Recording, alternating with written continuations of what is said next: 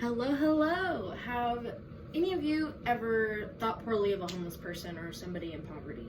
Well, today we're going to talk about it. So, any of us could end up homeless at any time. And in our society that we live in today, homeless people are treated basically like criminals.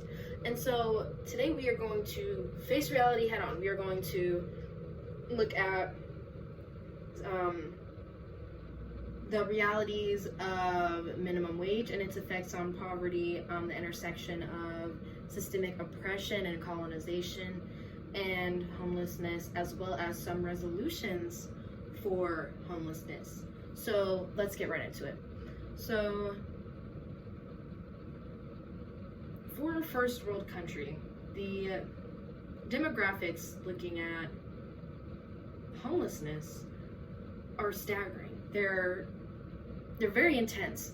So when you look at it statistically, about 37% of the population is homeless. And this is all coming from the National Alliance to End Homelessness, published in 2019, last updated in 2019. And so 37% of the population is homeless. 17% of that population is chronically disabled. 7% is veterans. That population has been on the decline. We're getting better at taking care of our veterans. 30% of that population is families, and that leaves the other 70% to be individuals. Now, these populations are also disproportionately affecting Pacific Islander and Native American communities, the Latino community, and the Black community. So that is where that intersection comes in.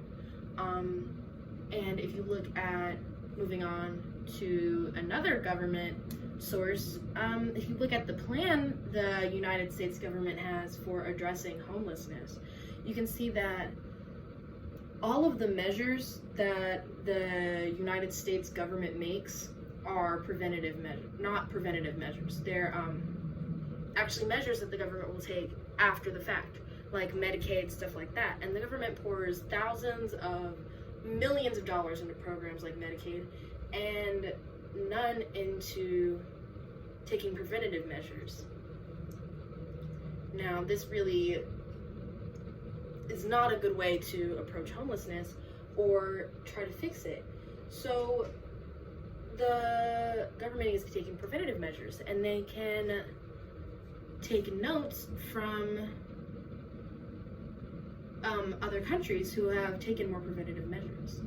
And this is not the only problem the government has when dealing with homelessness and how poorly they're dealing with it. Another huge issue is that in order for a capitalist society to thrive, there must be people to take advantage of. There has to be a wage gap, there has to be labor to be taken advantage of. So we can talk about the wage gap, minimum wage, and how poverty is a byproduct of capitalism. Now, in order for capitalism to thrive, we need to have minimum wage workers. Now, what is the minimum wage? $7.25. And it's been the same for more than 40, 50 years. And it hasn't changed. So if you're making $7.25 an hour and you work an average 40-hour work week, that's $290 at the end of the work week after taxes come out.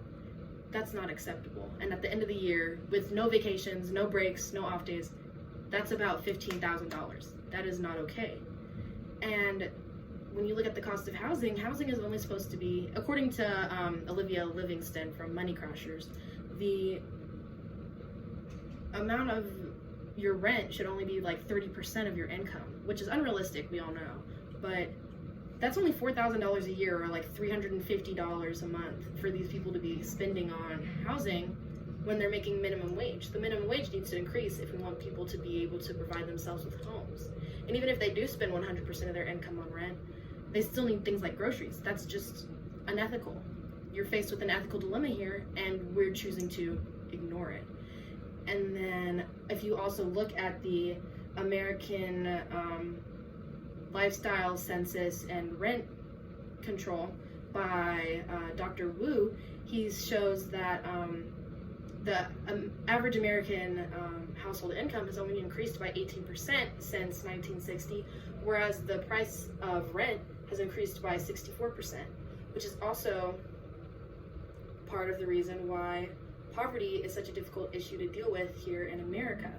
Now, the rich keep getting richer and the poor keep getting poorer. Like I keep saying, that's a huge issue. And how can we resolve this? We can start with foundations like the Y Foundation in Finland. And in Finland, they provide housing to people, to all their homeless people. And it only costs like $9,000 a person, and they make all that money back. The person ends up paying the rent and they make all that money back. And it's a great system. So do you want to help end homelessness and poverty in America? Go out and vote.